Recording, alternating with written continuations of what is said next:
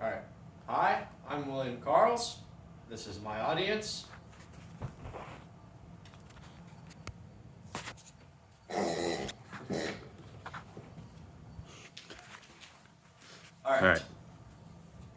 When did you buy your current car? Was it recently? According to Allure, in 2021, the average new car is only used for a total of 7 years before it ends up in a dump.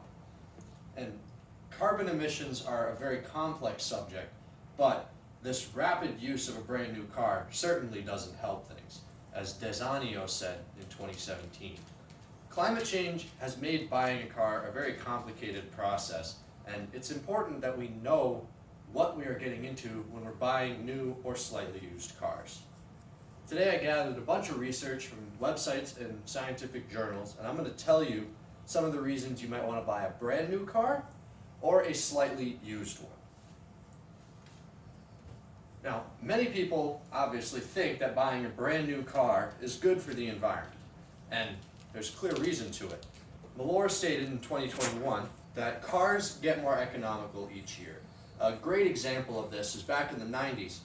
The average car had about 40% of its production be its total carbon production, whereas a modern car, only 10% of its time in the factory contributes to its total carbon footprint.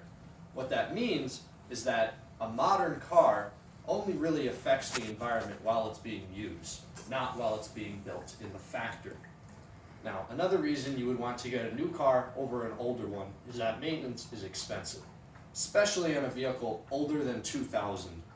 According to TerraPass in 2020, older engines run through oil a lot faster and just need general maintenance and repairs more often. Another example for buying a brand new car is that continuously purchasing new vehicles will help spur economic growth in the automotive industry, as new cars help the manufacturers fundraise their future projects to help cars become more economical in the future. Now, while the fuel economy of cars impacts the environment, it's not accounting for the entire carbon impact of a car, and the total carbon footprint has to also include what happens before you start driving it in the factory and what happens afterwards in a landfill or recycling center. Now, Toyota did some scientific analysis on the scientific impact of cars in 2010, and they found that 28% of the vehicles they make, 28% of the carbon dioxide comes from in the factory, which, like I said earlier, is a part of that gradual decrease in manufacturing. The carbon footprint of vehicles also increases as you buy a more expensive one. Berners-Lee reported in 2010 that a Citroen C1, which is a luxury car, which is a low-budget car, creates about 6 tons of carbon dioxide in its production, whereas a Land Rover Discovery, a very nice car, creates about 25 tons of carbon dioxide in its production.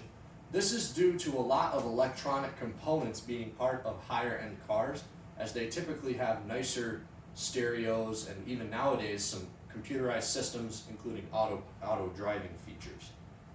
And very old vehicles, anything before 2010, runs basically sub 25 miles to the gallon, according to Ingram in 2014.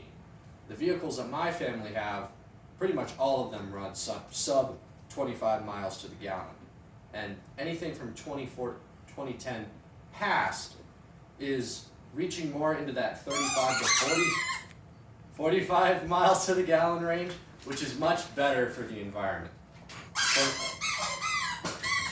And that's according to Sandu in 2020.